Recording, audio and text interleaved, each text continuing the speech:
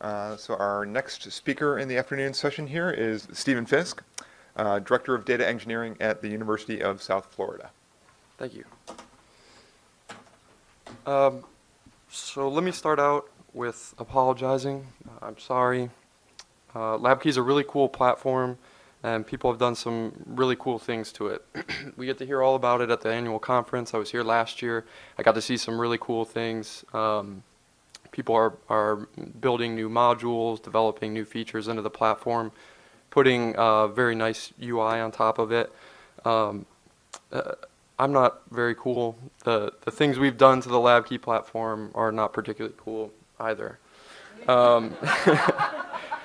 You can imagine my confusion at being asked to present here today. Then of course I came in and I saw the agenda and realized that it was likely they just needed a Steve with a V to round out their set. Being serious though, I started thinking about why what we've done might be interesting in the context of LabKey more generally. We have a pretty vanilla implementation of the platform. We haven't extended it in particularly great ways, but it's really what we did, not so much what we did to the platform, but what we've done with the platform that I think is of interest in this context.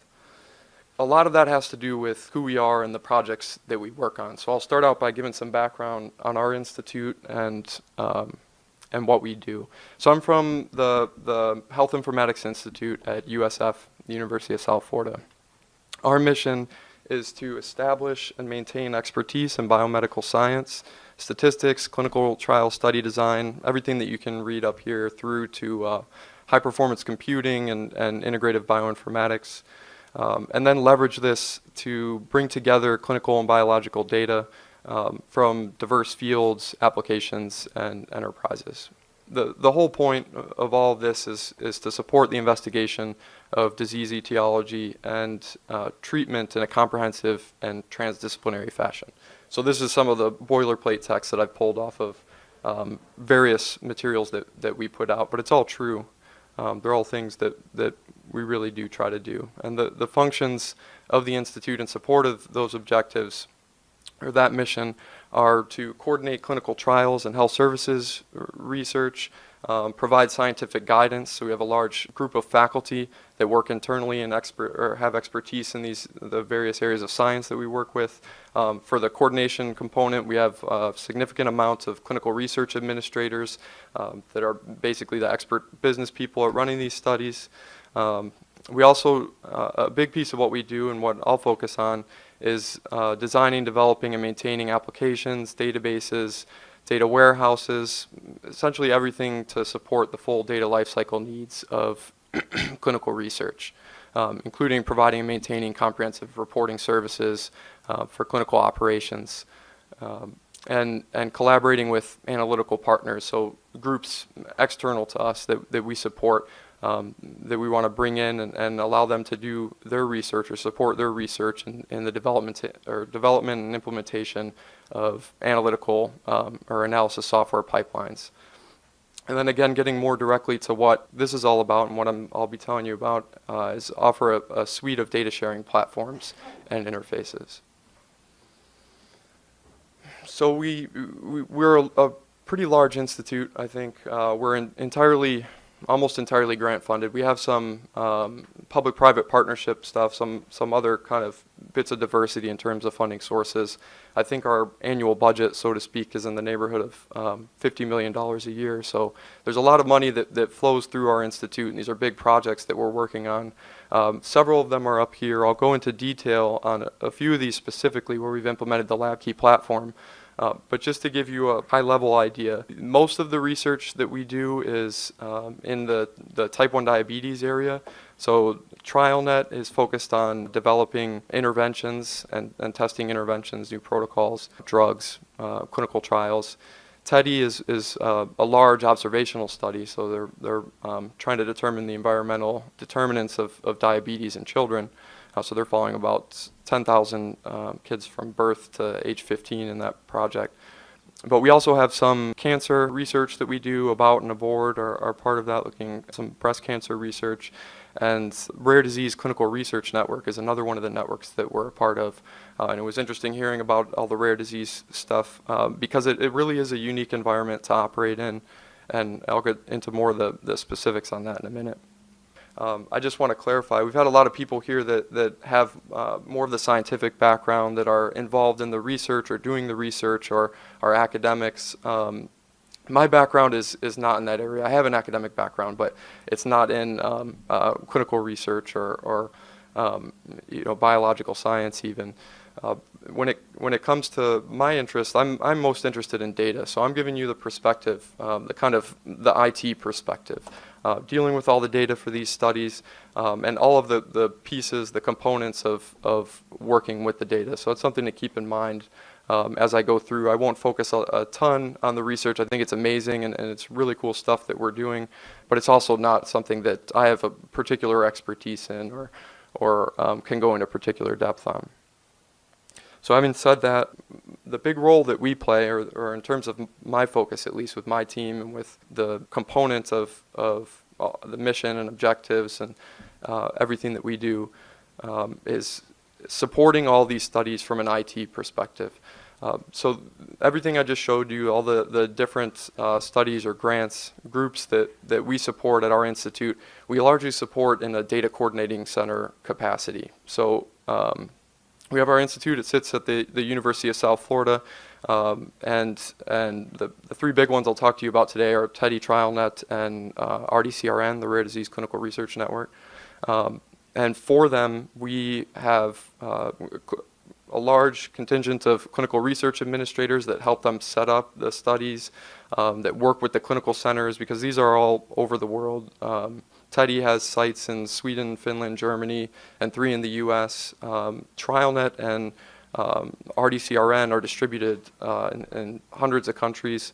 And so we have a lot of affiliates, a lot of clinical centers that we work with. And so we keep a large staff internally that work directly. They're the outward-facing folks that work with the clinic staff and help them run the studies, help them make sure they're meeting their accrual goals, provide them guidance on everything as far as the operational, the business side of making these studies work. They're huge logistic challenges beyond just the science or the kind of IT, the data, technical stuff that I'll talk to you about. But of course, of interest to me or for the purposes here are the IT challenges. So supporting these studies involves a lot of different IT components. A lot of the data that's collected on these studies is through electronic case report forms. Those all have to be developed. We have a large software engineering team that works with these studies and with the CRAs to develop forms that are needed. Some of these studies need 80, 90 forms to get through their protocol. Others less, but they all require that development component.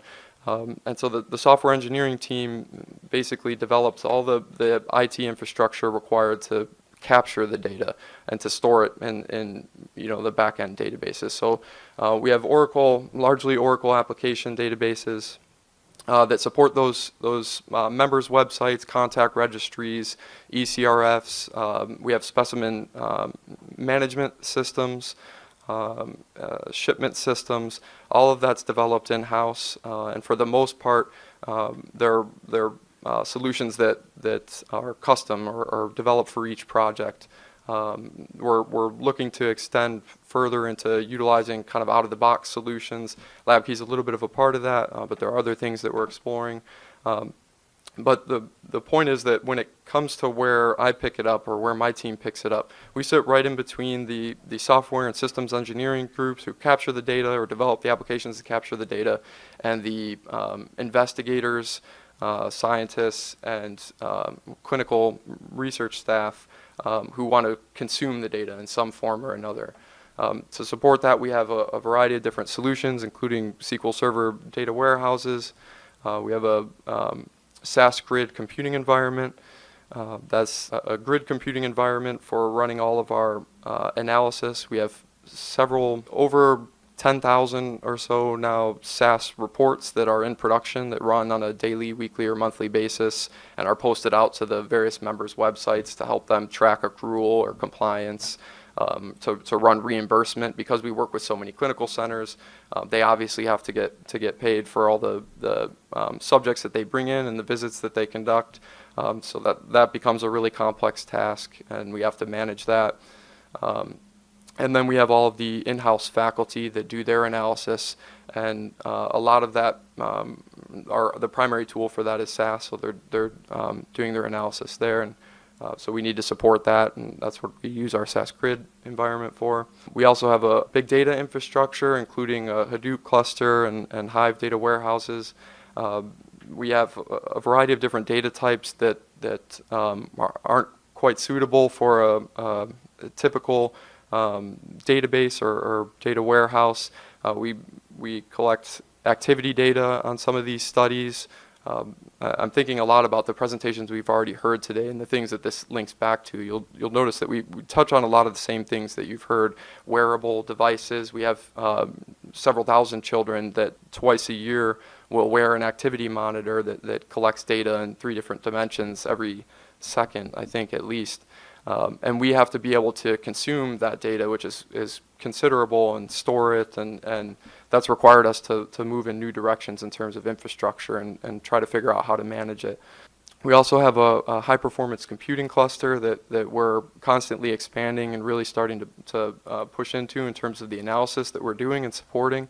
And then a variety of web services and APIs to support the movement of the data everywhere, especially when we have this kind of complexity of IT infrastructure, where just to provide the appropriate data to a group. So to give you an example, say we have an external analytical partner that we've brought in because they have expertise that we don't have well represented at our institute, but we want to do a certain type of analysis on one of these studies.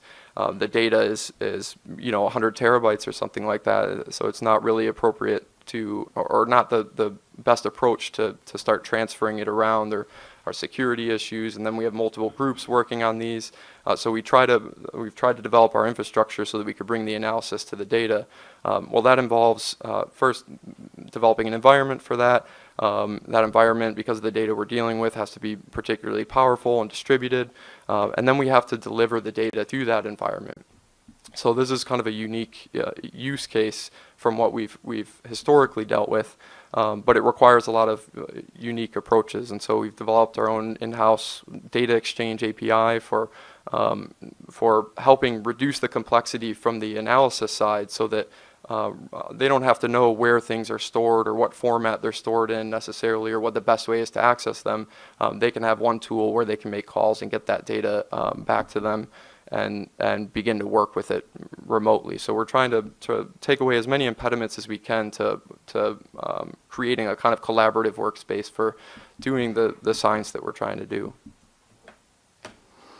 Just to give some reference for data scale, this is kind of a little bit more marketing speak when you do the data scale stuff. I had to give a talk for some fundraising stuff, so we had a bunch of potential donors in the room, and had some physical props of demonstrating data scale. But I'm going to use those numbers here. Just in terms of ECRF data that we store, we're at over 500 gigabytes of data across all the projects that we work on. For the TEDI study that I mentioned, there's an embedded case control study within that, and on that case control study we're looking at a variety of different analytes, including microbiome, metabolomics, gene expression, and proteomics. Just the proteomics component of that one embedded case control study in TEDI is projected to have over 3 terabytes of data. The entire case control cohort, all of the analysis specific to that, will be upwards of 300 terabytes of data, and that's not even including redundancy in terms of data storage and having to manage things and use best practices. Overall at the Institute, I think we're a little bit over 1 petabyte of data in total. So it's a lot that we're trying to work with, and it creates a unique environment in terms of trying to find new solutions and apply new technologies, and satisfy these really diverse demands and diverse networks. This is another image that I like to throw into any slides that I have, especially if I feel like they're getting a little heavy with words. So it just gives a picture of the IT infrastructure that we work with and all the different varieties. So we have where the data comes in, the different formats that it comes in through, whether that's ECRFs on websites that clinical staff are completing. Either they're doing dual data entry by taking the paper forms and putting them in through these online forms, or they're doing that directly with the patient, extracting the data and putting them into the online forms. We have what we call parent portals, which are essentially mobile solutions to allow for patient-reported data. We also have labs that we work with. So the data comes in through a whole bunch of different ways is the point there. And we have a large variety of different solutions that we use to store and manage the data. And that means that my team has to work with all of these different solutions to ultimately turn that into a product that's suitable for consumption by a statistician or an investigator. And that's a lot of work, and it requires a lot of creative approaches. So I got a little bit ahead of myself, but all of that eventually feeds into reporting and analysis data sets. And our task is to reduce all that complexity, make it invisible to the consumer, and provide them what they want to see, which is usually a nice flattened data set with variable names that make sense and data that analysts are used to looking at. Or providing reporting solutions so that clinical staff or operations staff can use to help guide them when they're running these studies. I alluded to this a little bit, but the complexity of the IT infrastructure that we're working with is matched by the complexity of the interactions in the networks we support. So all these different networks all have their own structure, their own different kind of regulatory requirements, both on them but also on the data that we're sharing with them. We work in a slightly different capacity for each of these different groups. And these are all other things outside of the technical challenges that really make it difficult to satisfy the demands of our various stakeholders. So the challenge is exposing or leveraging the power of these data assets for consumption by study personnel. A lot of things that we had difficulty with over the last several years when dealing with these different groups is data sharing. So how we provide data to these groups, what we provide to those groups. Again, going back to the talk before mine, there's a lot of challenge when it comes to working collaboratively, especially when you have a number of top of their field academics that have their own research programs that have pooled together to work on these projects, but still want to preserve their kind of autonomy in terms of their research. Everyone needs to publish, everyone needs to have their own research program. The folks that ultimately came together in the early 2000s to start the TEDdy project or to develop that project, these are all folks that were already running their own clinical centers, already running their own versions of these studies, and pooled their resources to create this much larger international study. But they have a lot invested in these. A lot of their careers invested in the study. It's not something where, while it sounds good, it'd be nice to just put all the data out there and let everybody work on it. We have to be careful about how we manage that. We have to have a lot of security. We have to be judicious with how we distribute things. And everything has to go through these networks or their kind of governing bodies.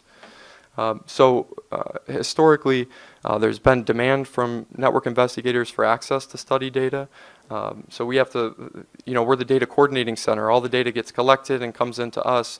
And a common refrain that we get is, why can't you just give us the data? So this is a study that maybe we've been collecting data on for a decade. Again, there are in the TEDdy study, which is mostly what I'll speak about because I came up working on the TEDdy study. But in that study alone, there are started out with 8,676 children. They're seen every 3 or 6 months. They collect every kind of sample you can imagine on these children. They collect over 25 different forms worth of data, for the most part at every one of those visits. And the data are stored in several different types of approaches to data storage. So it's not as trivial as it may often seem on the outside. Of course, most of the people here are aware of this, as just taking an Excel file or something and giving it to them. So the impression was often there that we were just holding on to this data and not giving it to them for some reason. who knows what. But in reality, it's just really challenging dealing with the data. There's a ton of domain knowledge and expertise that goes into managing it and making it available. As I mentioned, everything from the ECRFs comes in through members' websites and is stored on an application database, basically. So that database has a high degree of normalization. There are hundreds of tables. It wouldn't make any sense to anybody outside of somebody that's done significant work in IT on how to actually turn that into manageable data. So it's a great challenge for us, and in the past it's resulted in a kind of disorganization or lack of clarity in terms of existing avenues for data sharing. And then there's also a lot of internal demand for ad hoc reporting of data.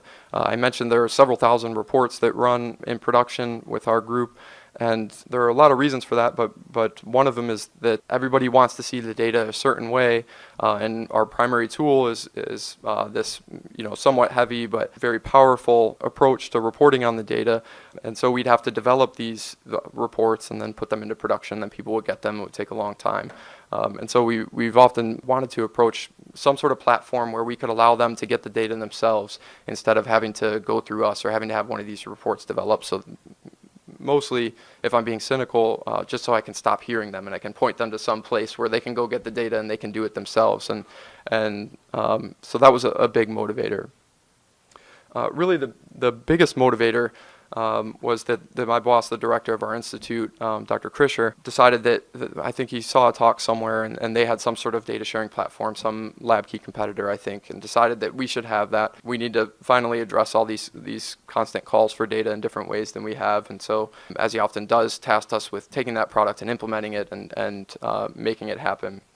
So we tried to do that. We struggled with it for a little while. Eventually, I was able to convince him to let me look at all the different products that were out there, and if this was really a way we wanted to go, then identify the one that made the most sense for us, and then work out a long-term plan for implementing that and making it available.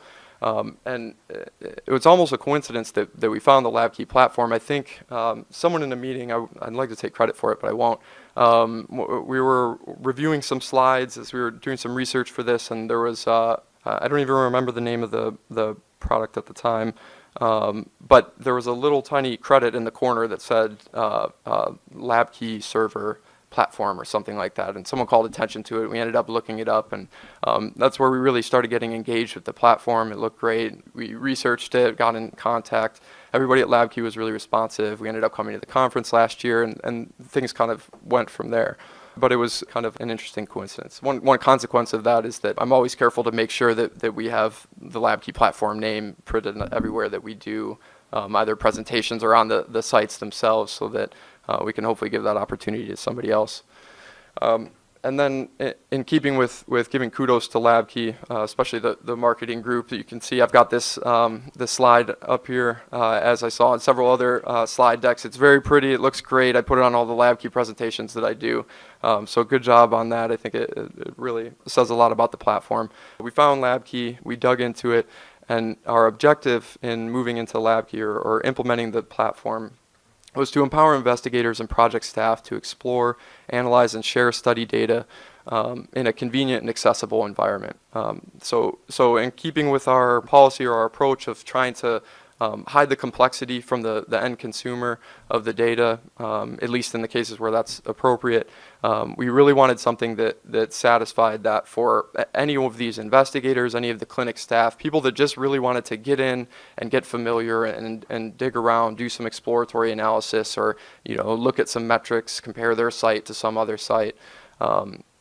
That obviously had consequences, but that's what we wanted to do. And the platform contains not only an expanding set of study data, but also a whole suite of tools so they can use it there. It's not like us just sending out an Excel file or some other nicer package of data. It puts it in an environment where they can work with it, using tools that make sense to them, that doesn't require a statistician's expertise or particular expertise at all.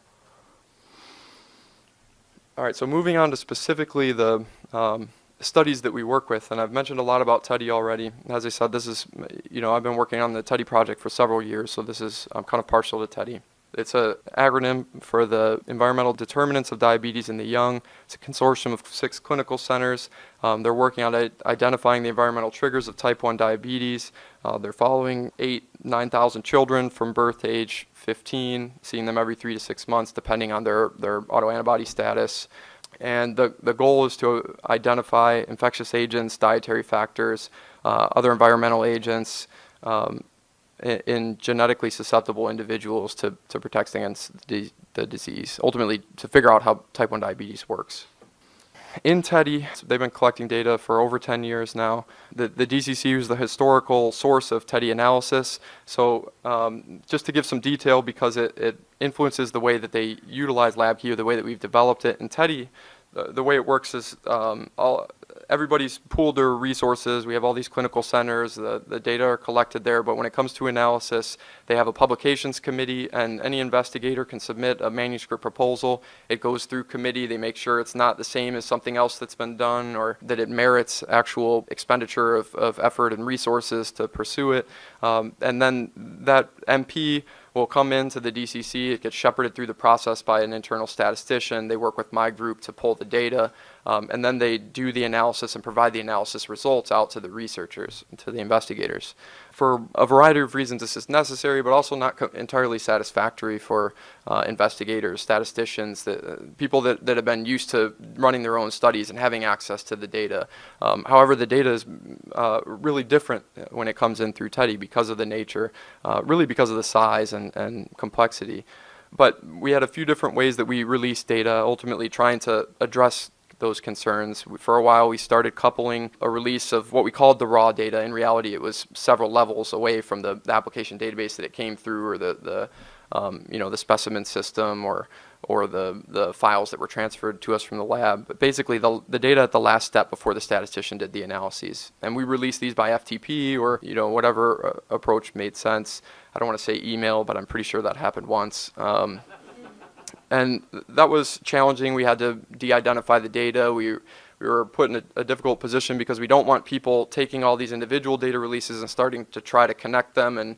And one, because there are a lot of unique things that go into each data release. There are different requirements for each of those. They might have been produced at different dates. So there were a lot of precautions that had to be taken there. We also released a lot of data to our sponsors or regulatory agencies. We're obviously being largely NIH funded, we're subject to NIH requirements for data sharing. So we have to, on a regular basis, submit data to those, whoever the NIH is contracted or the NIDDK is contracted to manage the data release. That was, again, FTP. It was whatever those contractors had set up. So we'd put together that package and send it out there. But nothing particularly fancy or cool, so to speak. So we wanted to go further. We wanted to bring these together. We wanted to have one venue, one forum for all of our data sharing activities, and then also extend it so that we can proactively prepare data and provide that and make it available in a format that makes sense to people and that they can use, so that we can kind of satisfy their demand for having data to play around with and get familiar with, but also better satisfy our existing requirements for data sharing. So I'll run through some slides. I'll probably be quick on several of these. This is the LabKey conference. We haven't done anything particularly special with the platform. So it's really just a bunch of pictures or screenshots of LabKey.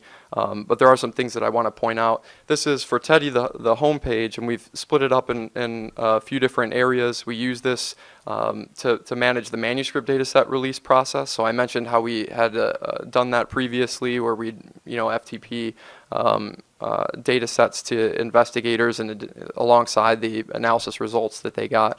We've built that into the platform so that now we just give them credentials. They go in and they can get it there. When they want the data refreshed, we just refresh it and it stays in the same place. There's no additional transmission. The documentation is there. We know when it was accessed. One thing that I haven't mentioned, but this gives us a lot more oversight over the data sharing process. There's logging. We can manage permissions and credentials. Within the network, all of this, there's pretty granular permission levels here. So particular investigators can only see or access the data set that they're permissioned to see or access. So only the authors on MP17, for instance, would be able to go in and see that data. We also have at the bottom the NIDDK submissions. So any data that we've released to the NIDDK that ultimately will be released to the public, I'm not sure, it's kind of a black box once we send it over there. That all exists within NIDDK submission sections. And then the study data section has all of the data that we wanted to put out there to allow people to get a better look, to kind of play around and get familiar. So all the stuff that we get requests for that people really want to see, or investigators and clinical staff really want to see. Just to run through those real quick, because we took a different approaches kind of to each of these different areas. They had different requirements. For the TEDdy study data, which is what the investigators are really interested in, we have the different sections, and then there are 2 entries there for each one. The first being the actual data set, and the second being a data dictionary specific to that data set. So this is just a standard LabKey data set. There are a bunch of challenges we ran into, which I'll talk about later. But then we also have the data dictionary. One thing I want to mention that I really like about the platform, and that it's really helped us do, is start to better formalize our data documentation. It's always been a challenge because all the research, the analysis is done in increments, in manuscript level increments. And there's such an incredible diversity of variables that we're dealing with. I don't want to say several 100,000, but definitely in the tens of thousands of variables in the study. So creating a comprehensive set of data documentation is really challenging, something we're still struggling with, but we've moved in the direction of creating that inside the LabKey platform. And all of this is, at least for study data here, and something I'll tell you about later, this is all stored on the back end in a SQL Server, in SQL Server tables. So LabKey's pointed at it, but we can also utilize it for other purposes. And if we wanted to build applications off of that, or have our APIs hit it and pull it that way. So this is just the one interface for accessing it, but we're kind of trying to kill as many birds with the LabKey stone as we can. This is the manuscript area. Again, we handled this a little bit differently. So here's an example of one manuscript. We also use it as kind of a log for things that have happened, the authors that have been included, the releases that have occurred over time. So we get that documentation as well, which is something, as much as we should have, it's just really hard to do and without some sort of formalized avenue for doing that. And then they can go through and they can access the data sets the same way they access anything else. They can link them, they can do some analysis here, they can export it and do it whatever their favorite tool is. The data dictionary for these manuscript data sets we handled a little bit differently. We used just a page here. There are reasons that we did that, but ultimately we're moving toward putting everything in the database tables. For the NIDDK submissions, everything's it's more of a file drop. So we just put exactly what we sent to the NIDDK into here, and people can go and download it and work with it. And then we have a frequently asked questions area, which is a nice thing to be able to build in. Then I just wanted to throw up some graphs. I felt like, again, there were too many words and screenshots. This is not a particularly attractive graph, but I do think it demonstrates one of the unique challenges that we've run into when you have thousands and thousands of participants or observations. You're really stressing the limits of anything that you're working with, and that was the case here in LabKey as well. So that's a good deep dive into TEDdy. I think I'll kind of gloss over TrialNet and RDCRN. Other than to say that they have unique environments and our implementation for each of these projects is different. And that was one thing that we found or particularly appreciated about the platform, is that we could be that flexible to give them what was appropriate for their particular network. So again, similar but some important differences between the different projects. For the Rare Disease Clinical Research Network, I did want to comment, I've always found this one interesting. It is a unique challenge dealing with rare diseases, and the perception around rare diseases is limited too. I think the model that they've used here is really interesting. They've kind of banded together all these groups that are consortia studying different rare diseases for funding purposes, have put their resources together and now operate under this umbrella network of the Rare Disease Clinical Research Network to better service their needs, and we serve as the data coordinating center for that as well. We're going through individual consortia and implementing it for each of them. And right now we have 2 in there, but we're rapidly moving on several others at this moment. So moving on to recap, in terms of results, We've made data available on LabKey Server, everything from ECRS to assay results, genetic SNP data, and even activity monitor data. When I was mocking up these slides, I originally put impressive numbers in there so that I could remind myself to put some impressive numbers in there. But then I thought about just leaving it in because we all know what I'm doing. But just to give you some numbers, we have over 75 active users in the range of hundreds of potential users, but obviously not all of them utilize the platform all that much. We have 3 separate projects with over 30 studies, LabKey studies, built in, data from over 170,000 subjects, and over 300 data sets with ranging from 1 to over 10 million records in those data sets, ultimately over 50 gigs of data in the platform overall. So it's quite a bit of data in there. And it was done in what I think is a pretty brief time. As I mentioned, we were tasked with developing this product. We were able to turn that around, find one that we really wanted to work in. And then we came to the user conference maybe a couple weeks after that last year. In that year timeline, we've implemented the LabKey platform for the TrialNet project. Obviously, the initial implementation, taking about half that time, was a lot more challenging. But once we got going, we implemented the TrialNet ancillary study data.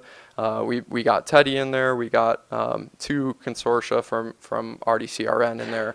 And they've all been rolled out. I've presented it at various meetings for these groups, and it's getting active users in all those different areas. We had a variety of challenges. The kind of volume, variety, and velocity of data that we're dealing with are pretty much the core of all these challenges. I think it's fair to say that we've kind of stretched the capabilities of LabKey at points, and a big part of what's been good about it is working with the LabKey folks and addressing any issues we might have encountered. If we wanted to put, thousands and thousands of columns in a table, that creates challenges. And then using multiple different data sources was difficult as well. I mentioned already some of the regulatory challenges we had. I want to comment on support because I think that's really a strength of the LabKey platform. From conception to now,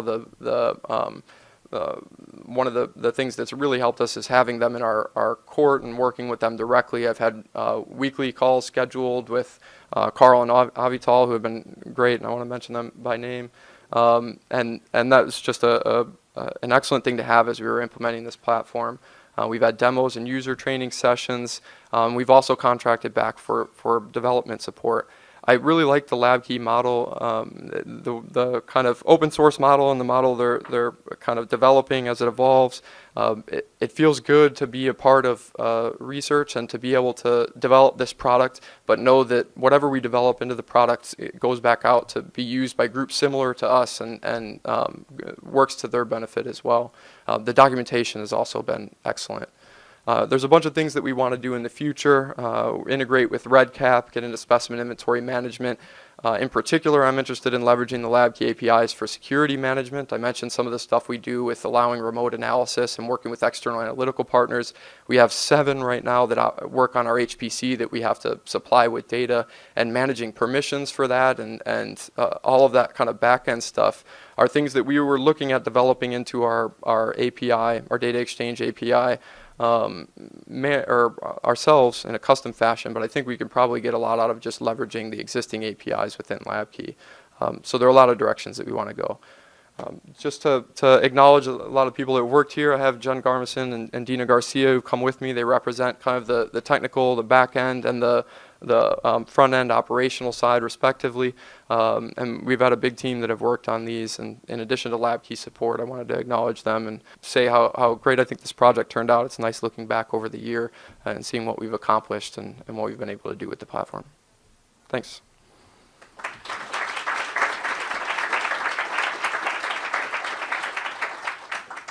Do we have time for questions? Sure. Quick comment. Yeah. So I'm delighted to see how far you've come since we just met you last time. So when I met your boss, he said that he'd just seen TrialShare. TrialShare was what I was trying to come up with. Yep. I'd love to introduce you to Adam Sayre, who's in the far back corner, who led the TrialShare project, and you built off much of the infrastructure that they contributed. So I'd love to connect you guys and anyone else interested in a similar project. Adam normally speaks, but he's not speaking this year. Yeah, that was great. We were looking at TrialNet slides, and they're all familiar with TrialShare, and that's where we noticed LabKey. So it was fortuitous. All right, thank you.